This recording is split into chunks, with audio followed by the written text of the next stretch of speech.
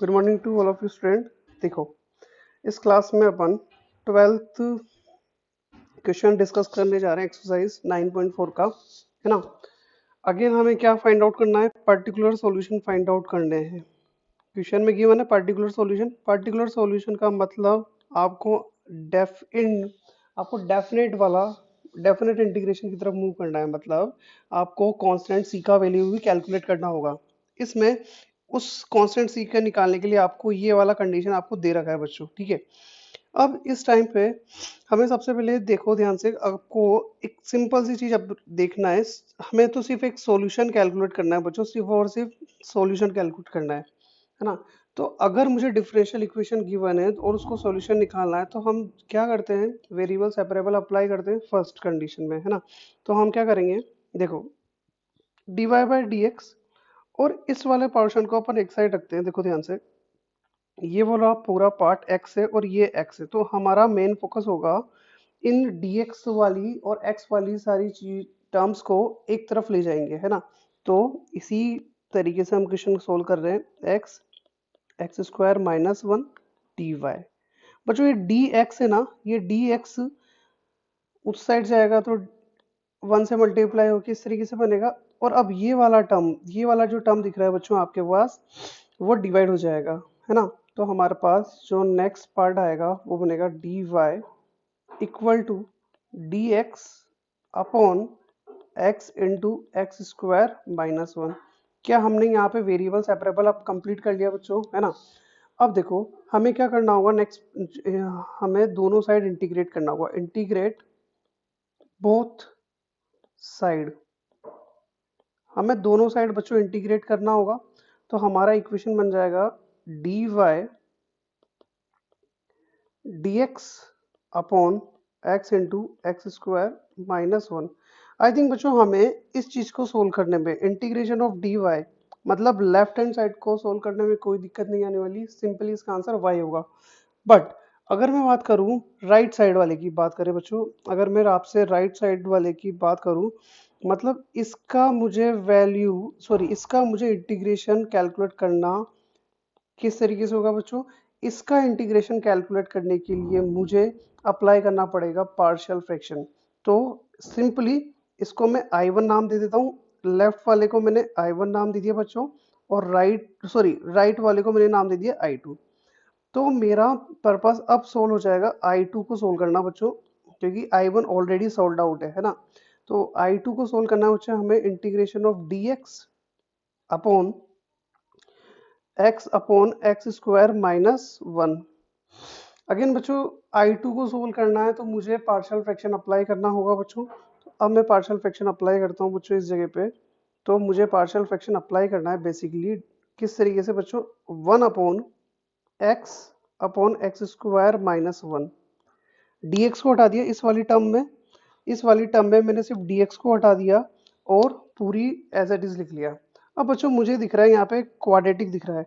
अगर मैं इसको लीनियर में कन्वर्ट कर पाऊंगा तो मेरे लिए इजी पड़ जाएगा पार्शियल फ्रैक्शन बच्चों। तो यहाँ पे मैं एक चीज अप्लाई कर देता हूँ, one upon x square minus one का अगर मैं फैक्टर करूंगा तो बनेगा एक्स माइनस वन और एक्स प्लस वन। ये कंप्लीट हो गया आई थिंक बच्चों, है ना। अब इसका ही मुझे पार्शियल फ्रैक्शन करना था बेसिकली। तो इसका अगर मैं पार्शियल फ्रैक्शन करूंगा तो अगर ये लीनियर सब है लीनियर, तो हम क्या कर सकते हैं? A by X B upon X minus one plus C upon X plus one. क्या ये बात समझ में आ रही है बच्चों? यहाँ तक तो हमने पार्शियल फ्रैक्शन का नॉर्मली अप्लाई किया। अब अगेन बच्चों मैं इस वाली साइड में एलसीएम वगैरह लूंगा, एलसीएम से एलसीएम कट जाएगा।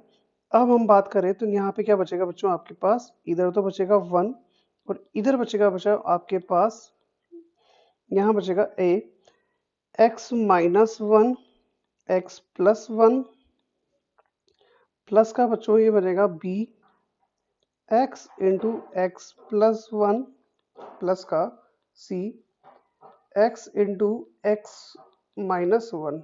यहाँ तक बात समझ में आ रही बच्चों? अब हमें क्या करना होगा? ए बी और सी का वैल्यू कैलकुलेट करना है।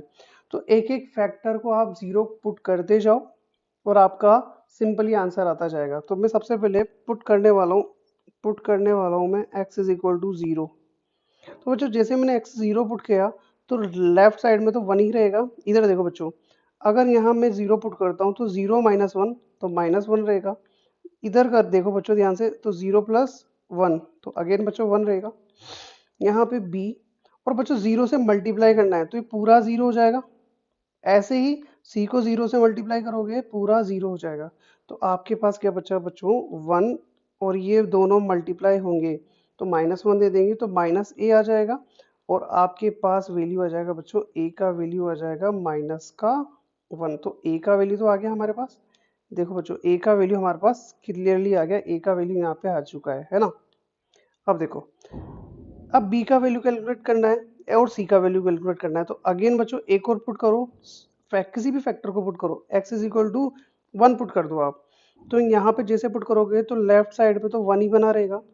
अगर मैं राइट साइड की बात करूँ इस इक्वेशन में बच्चों, इस इक्वेशन की बात कर रहा हूँ पूरी, तो जैसे इसमें अगर मैंने 1 पुट कर दिया तो बच्चों यहाँ देखो ये वाला पार्ट आई थिंक आपका 0 बन जाएगा ना, 1 माइनस 1 0, तो यहाँ पे 0 देखना बच्चों। अब यहाँ पे 1 पुट करोगे तो यहाँ 0 नहीं बन रहा। यहाँ पे देखो बच्चों, यहाँ पे आप 0 सॉरी x का वैल्यू 1 पुट करने वाले हो तो यहाँ 0 नहीं बनेगा। देखो क्या बनेगा 1, और 1 प्लस 1 2 हो जाएगा बच्चों, है ना। और अगेन बच्चों ये 0 है तो सॉरी ये वाला पार्ट 0 हो जाएगा, 1 माइनस 1 0, और आपके पास पूरा फैक्टर 0 हो जाएगा, है ना। तो यहाँ से आई थिंक बच्चों 1 2b के इक्वल आ रहा है, और आपके पास यहाँ पे b का वैल्यू आएगा 1/2। ये वैल्यू आएगा हमारा b का वैल्यू बच्चों, है ना। ये हमारा b का वैल्यू आ रहा है। ऐसे ही बच्चों मैं c का वैल्यू कैलकुलेट करूंगा। तो c का वैल्यू कैलकुलेट करने के लिए मुझे पुट करना होगा x इज इक्वल टू -1। क्या ये बात समझ में आ रही है बच्चों आपको? अब x is equal to -1 put करेंगे तो इस इक्वेशन को देखेंगे वापस से अपन, इस वाली इक्वेशन को देखेंगे बच्चों अपन। तो यहाँ जैसे मैंने -1 पुट करा तो लेफ्ट साइड तो 1 ही रहने वाला है। राइट साइड की बात करें बच्चों, तो जैसे आपने 1 -1 पुट करा तो बच्चों ये वाला फैक्टर 0 हो जाएगा, -1 प्लस 1 0, तो a का फैक्टर 0 हो चुका है। ऐसे -1 यहाँ पुट करोगे बच्चों तो ये वाला फैक्टर 0 हो जाएगा आई थिंक, तो ये भी 0। और अगेन बच्चों ध्यान से देखो, यहाँ पे तुम अब ये वाला फैक्टर है ना आपके पास, ये वाला फैक्टर ये आपके पास 0 नहीं होगा, तो इसका वैल्यू निकालते हैं। -1 रखा और -1 यहाँ पे पुट करोगे, यहाँ जब आप लोग पुट करोगे तो बन जाएगा -2। ये बात समझ में आ रही है बच्चों? और फाइनली यहाँ से जब आप कैलकुलेट करोगे तो 1 इधर तो बचा आपके पास 1, और इधर बचेगा आपका माइनस माइनस प्लस और 2 हो जाएगा, तो यहाँ पे आपके पास बचेगा 2c। ठीक है बच्चों, और फाइनली हमारे पास c का वैल्यू आ जाएगा 1/2। ये हमारे पास c का वैल्यू आ गया बच्चों। अब देखो हमारे पास पूरी इक्वेशंस में a और b अननोन थे, और हमने a और b c का वैल्यू कैलकुलेट कर लिया। अब इसको नाम दे दो चाहो तो इक्वेशन 1। ए बी सी आपने जो कैलकुलेट किया था उसमें वैल्यू पुट कर देंगे, तो हमारे पास एक्चुअल में ये वाला पार्ट का आंसर आ रहा है बच्चों। इसको हम क्या कर सकते हैं, इस फॉर्म में लिख सकते हैं, इस फॉर्म में लिख सकते हैं। तो हम डायरेक्ट लिखेंगे अब कि सर 1/x इंटू x² - 1 को मैं लिख सकता हूँ। ए का वैल्यू अपने पास आया था बच्चों -1 अपॉन x, प्लस का b का वैल्यू आ रहा है हाफ, तो b का वैल्यू आप उस इक्वेशन में पुट करोगे तो हाफ आ जाएगा, और इसके नीचे फैक्टर लिखा था x+1।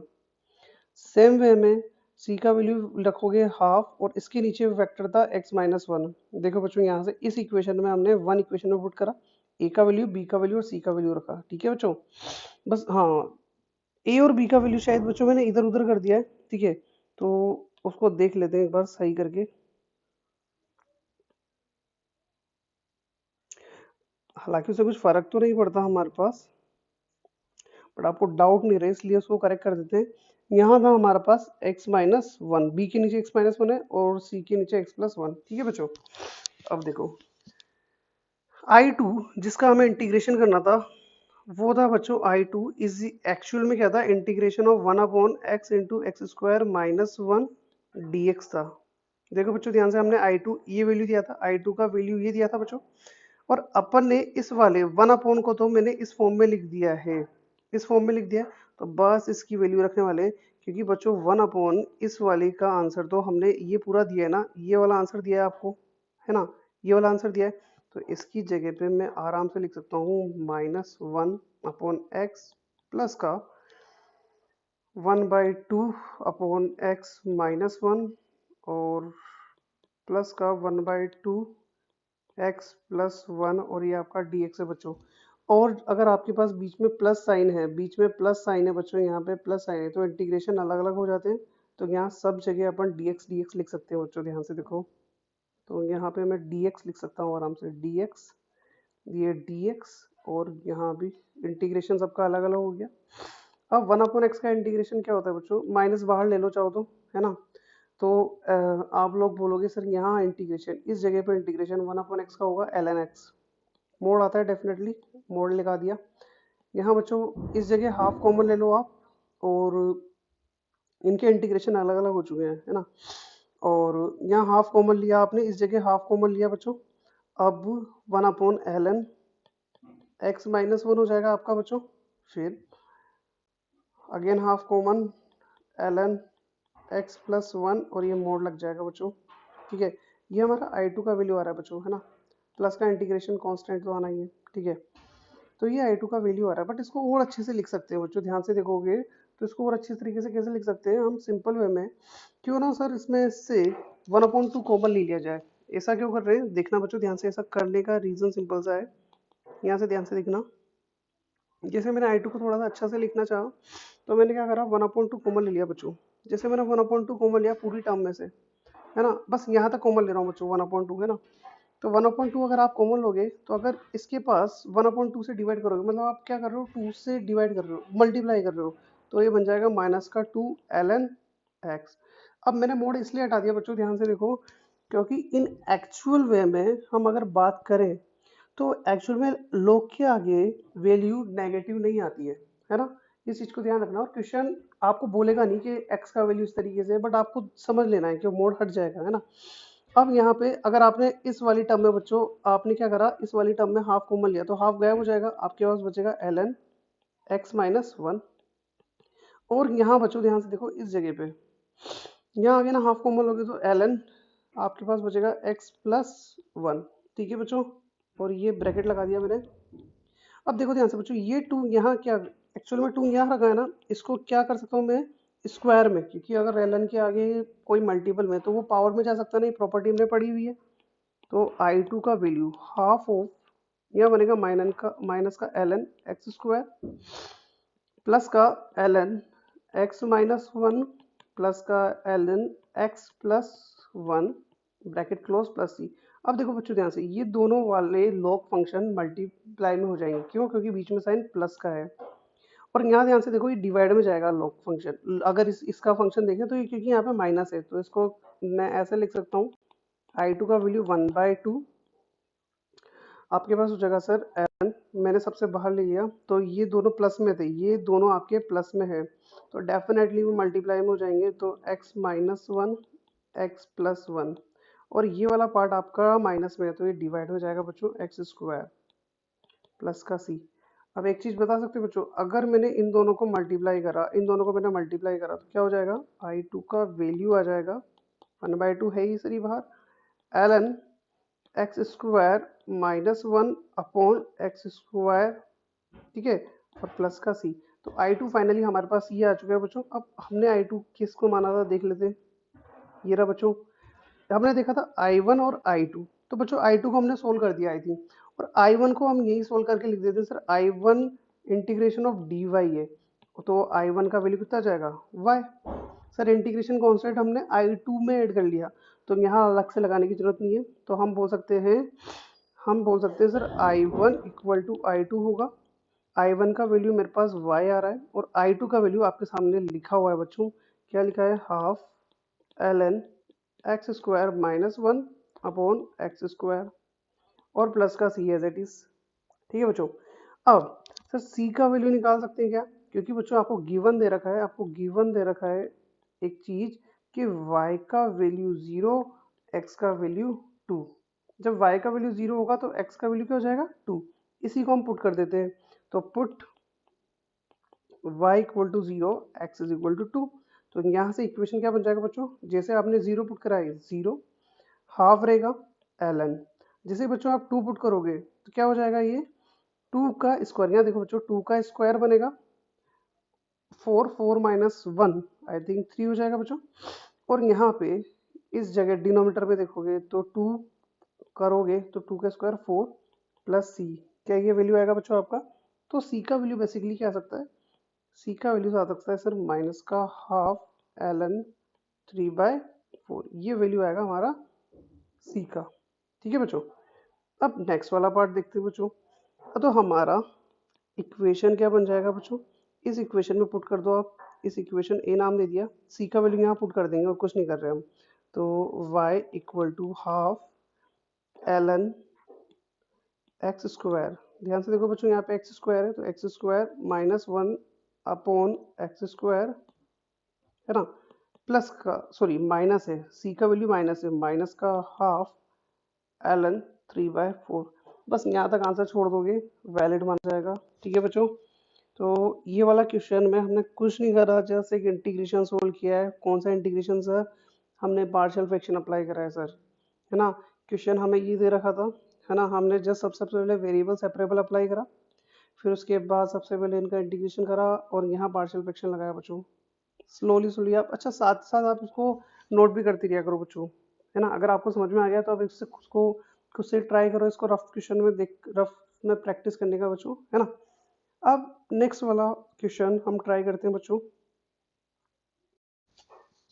देखिए बच्चों, अब क्वेश्चन नंबर 13 देख रहे हैं, इसमें लिखा हुआ है आपका cos dy upon dx is equal to A दे रखा है, ए बिलोंग्स टू आर, ये बहुत जरूरी इंफॉर्मेशन है बच्चों, क्योंकि ए का मतलब क्या हुआ, ए बिलोंग्स टू रियल नंबर, मतलब कि ए आपका क्या दे रखा है बच्चों, आर्बिट्री कांस्टेंट दे रखा है बच्चों। ये बात समझ में आनी चाहिए कि ए एक्चुअल में आर्बिट्री कांस्टेंट है ना।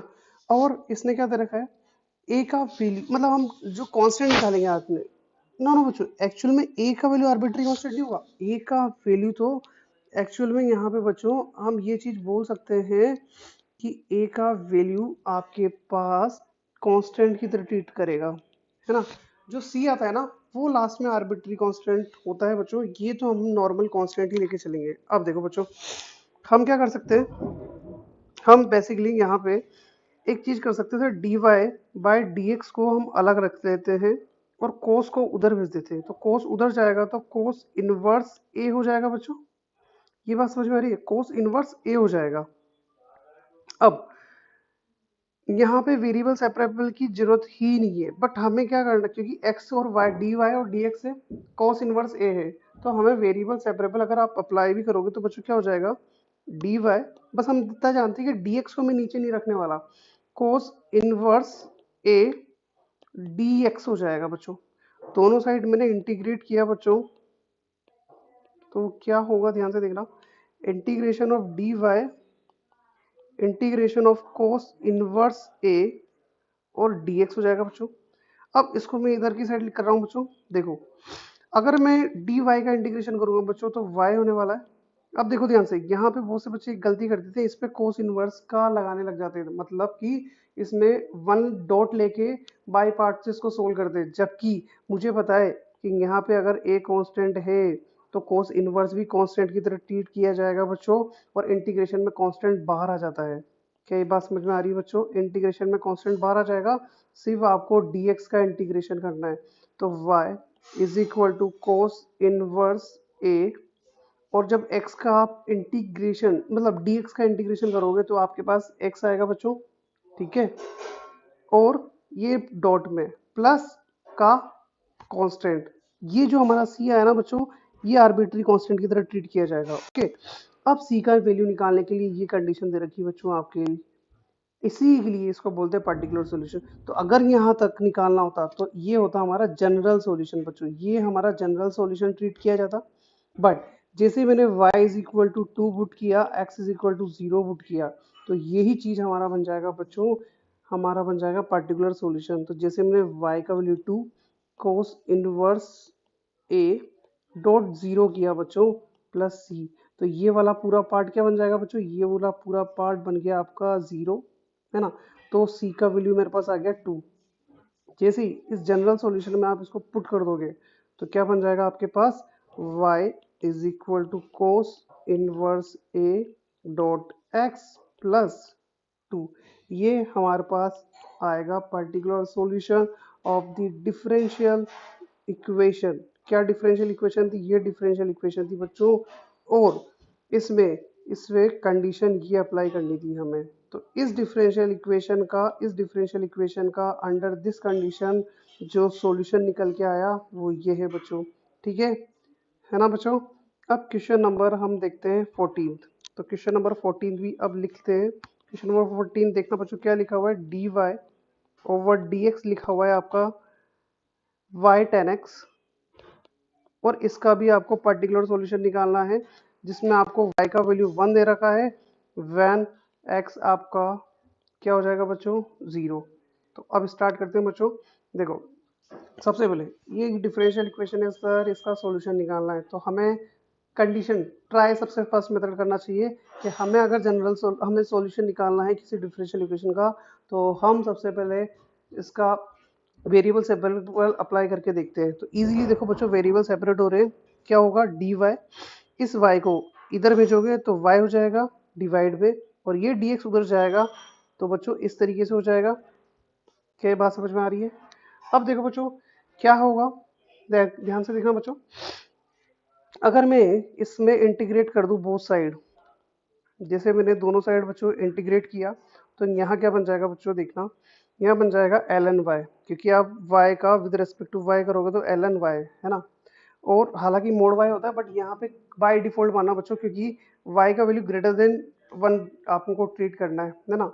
इसने डायरेक्ट वे में या इनडायरेक्ट वे में बोल रखा है कि y का वैल्यू ग्रेटर देन 1 है, तो वो आप मोड हटा सकते हो उस जगह। और अब 10x की मैं बात करूँ बच्चों, 10x का आपको इंटीग्रेशन पता होना चाहिए बच्चों। 10x का इंटीग्रेशन डेफिनेटली क्या होने वाला है बच्चों, आपको पता होगा ln मोड सेक एक्स होता है ना। डेफिनेटली अभी मोड लगा लो आप लोग, कोई दिक्कत नहीं है, ln यहाँ लगा लो मोड सेक एक्स। अब बच्चों प्लस का c आ जाएगा। सर log c क्यों नहीं लगाया बच्चों, क्योंकि अभी नेक्स्ट स्टेप में जब आप y और x का वैल्यू पुट करोगे तो क्या log का वैल्यू निकालना इजी रहेगा या c का वैल्यू निकालना इजी रहेगा। डेफिनेटली बच्चों c का वैल्यू निकालना इजी रहेगा, इस वजह से मैंने इसको नॉर्मल की तरह ट्रीट किया है। अब बच्चों इस स्टेप में हम क्या करने वाले हैं, ln y हो गया, और तो हम सबसे पहले क्या करेंगे, कंडीशन अप्लाई करेंगे कि अगर सर y का वैल्यू गिवन है 1 तो x का वैल्यू 0 लेने वाले हैं ना बच्चों। अच्छा यहाँ x नहीं लिखा गया मैंने, x is equal to 0, y 1 है तो x 0 होने वाला है। तो मैंने बच्चों जैसे log में y का वैल्यू 1 पुट करा तो आपको पता होगा log 1 का वैल्यू 0 होता है बच्चों। तो जैसे यहाँ पुट करोगे आप log 1 बनेगा और उसका वैल्यू होता है 0। और sec x बच्चों, sec x का sec 0 का वैल्यू क्या हो जाएगा बच्चों, आप ध्यान से देखना, sec 0 का वैल्यू क्या होगा बच्चों, sec 0 का वैल्यू बन जाएगा ln 1, मतलब sec 0 आपको पता होना चाहिए sec 0 का वैल्यू होता है 1। जब यहाँ sec 0 मतलब आप sec एक्चुअल में 1 पुट करने वाले हो, और अभी बताया log 1 का वैल्यू कितना होता है 0, तो c का वैल्यू कितना निकल के आ रहा है बच्चों 0। तो c का वैल्यू अगर 0 पुट आया, 0 पुट करोगे इस वाली इक्वेशन में तो आपका इक्वेशन बनेगा बच्चों ln y ln sec x, और जो c का वैल्यू आपने 0 पुट कर दिया है। तो इस तरीके से इस क्वेश्चन को करेंगे बच्चों। ठीक है, ये इसका सॉल्यूशन आएगा। ठीक है, क्वेश्चन नंबर 15 थोड़ा सा लेंथी क्वेश्चन है बच्चों, और क्वेश्चन नंबर 15 एक्चुअल में वर्ड प्रॉब्लम की तरह ट्रीट किया जाएगा। तो हमें करना क्या होगा, 15 क्वेश्चन में सबसे पहले हमें एक्चुअल में डिफरेंशियल इक्वेशन दे रखी है और वो कर्व पास कर रहा है 0,0 से, है ना, उसको हमें सोल्व करना है। तो अगेन उसको बाय पार्ट से करेंगे हम बच्चों, है ना। तो ये नेक्स्ट क्लास में करेंगे, और अगर आपसे हो जाता है वेल एंड गुड बच्चों,